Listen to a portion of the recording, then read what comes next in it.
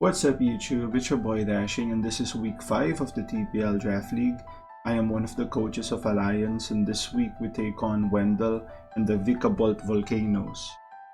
Now, if you're wondering why this is week 5 and not week 4, our week 4 game actually, we did not play. My opponent that week, Night Owl, wasn't really available to play, so we don't really have extensions on the league, so I ended up getting the forfeit win. I did offer Night Owl to have like a promo game just so we have more content on the channel, but he kind of refused, which is fine. Some people are too busy, and if the game is not really worth anything just for fun, maybe another time, but definitely no worries there. It is what it is. It's definitely better than someone like leaving the league and all that. But yeah, so this week we take on Wendell. His team consists of Urshifu, Rapid Strike, Salamence, Cresselia, Raikou, Weezing, Crocodile, Silvally Steel, which is his Maxmon, Licky, Mega Abomasnow, and Yveltal. So, very threatening team here. Wendell's been having a decent season, currently 2-2. With a positive differential. His losses are games where hacks were somewhat involved. A definitely solid player, and my team doesn't do too well against it. I'm concerned with the Yveltal, which is a hard counter to my Maxmon. I believe the Oblivion Wing could actually OHKO the Heracross from full even when it's maxed. So that's definitely going to be a problem, and it naturally outspeeds. So we're going to have to play around that. He also has a Weezing, which is a possible bring this week, which also walls Heracross. Even a +2 Heracross would have trouble breaking through Weezing. He could, like, if he discovers that we're Moxie, he could just willow it and he'd be in trouble there. Salamence also naturally outspeeds K-Black, and Cresselia can set screens to create space for his other mons. We didn't really get to practice that much this week as well. Looking at team preview, the elephant outside the room is definitely the Yveltal. I wonder why he didn't bring it. It's a good mon versus my team. Like, yeah, I have Kyurem Black and mons that possibly have moves like Ice Beam to take it out, but it's still so bulky that it undoubtedly can take or can get a few kills before it goes down, so that should be a positive trade on his part. But yeah, I guess also surprising here, looking at the team preview, the no Mega Abomasnow. So I was really thinking that would come. It does so well against my team. It has grass coverage for the the Quag and the Slowking, and then the rest kinda falls to Blizzard. So yeah, I wonder why he didn't bring that. Very interesting. Even Kyurem Black is like two hit KO'd with the Blizzard unless I invest a lot of investment on its defenses.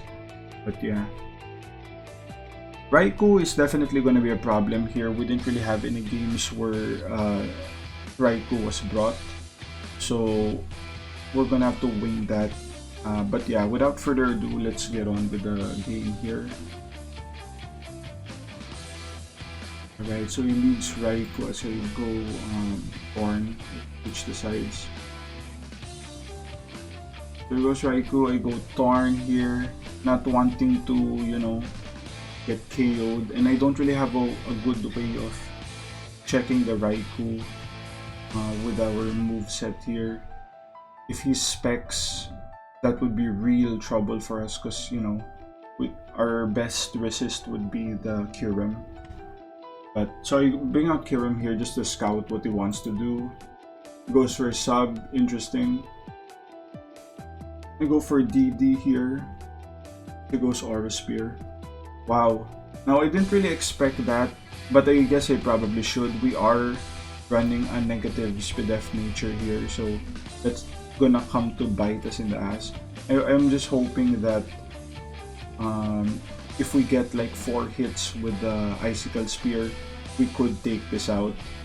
3 hits should get the kill, depending on its bulk, but yeah, because he reveals to be lefties. So yeah, if he's lefties, then maybe he's probably not like a boosting item, so maybe he got a really high roll there and we can survive the next one if we don't get the kill this turn. We go for the spear, we take 1, 2, 3, 4 hits. We got 4 hits, but it's so bulky and he eventually gets the kill there. Unfortunate, we lose Huron Black at the 3rd turn. But not wanting to switch in any other mon, I definitely don't agree with this play. If it was me, I would have switched Crest here, because even if I knocked off, that's still fine. I get to preserve Raikou, which outspeeds the whole team except for Torn. So, very bad move on Wendell's part there. It brings out Salamence here. I reveal the tech Icy Wind. He goes for DD. You know, these players, they're so predictable. I already knew he was going to go for DD, thinking we had nothing to check this. But, you know, if we face something similar in, I believe a few weeks ago, I checked a mon with Icy Wind as well. So yeah, Salamence is not going to do anything this game. You just go for an Air Slash because he is within range. Cresselia with leftovers. I go for Silvally Dark here, take the T-Wave. Goes for the Moon Blast. I predicted a switch here to go for Pursuit. Unfortunate, he doesn't switch. He goes for Wheezing. I read that and just U-turn to get some momentum. Reveals to be Helmet. He sacks off the Salamence, but I go for the Nasty Plot to punish the switch even further. Cresselia comes in here. We can do some good damage with the +2 Air Slash. We get the flinch, really good for us. We go for Air Slash. We get another flinch. We miss the 3rd flinch as he goes for T-Wave. So I guess that's some justice for the two, what they call this, flinches. Because I would say it's more likely to get back-to-back flinch on 2 Air Slashes than it is to miss an Air Slash itself. So, I wouldn't say the game is hacksy at this point, just because we got some really good hacks. If Tornty was not paralyzed right now, we could potentially sweep the game, because we already revealed Heatwave and the Silvally Steel would take a huge chunk. He's actually forced to like max at this point. Goes for Ice Beam. So yeah, see that Ice Beam there, definitely he wouldn't have been able to hit the Ice Beam because we would have outsped. He goes Silvally here, thinking he'll go for the max, what do you call this? The max steal. I go to our Slowking, which is designated to check this completely. But he reveals to be Max Lightning, which is unfortunate. None of my mocks really brought Max Lightning, which I thought would be a really good bring, but I'm surprised they didn't bring it. So this move really made me think what best to do. I think the best thing to do was to sack off the Silvally Dark. Even boosted with the terrain, we still survive that. And he goes for Max Steel. So we are able to stall out the max turns there, only sacking 1-1. It's really good for us, and it's not like he's in a really good position. I bring out Heracross here because we know we can take... I think when I calced it, he had to be using Thunderbolt as the max lightning.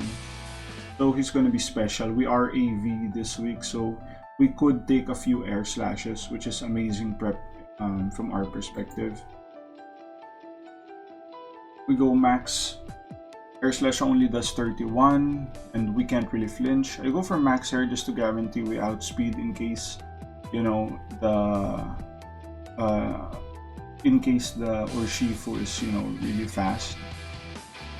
And he would need to be scarfed to outspeed us.